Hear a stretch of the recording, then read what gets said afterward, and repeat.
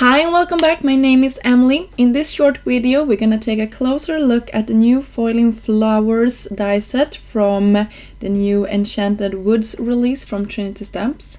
So here you can see the metal plate that will foil beautifully, and here is the outline die that will cut around your foiled image. So here you can see how they layer up.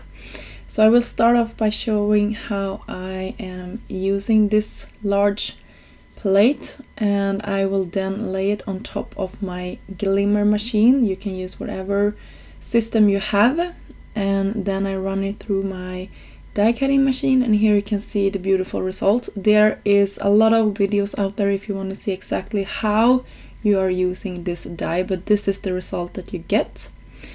And I also used another plate and take care of that excess foil that we got.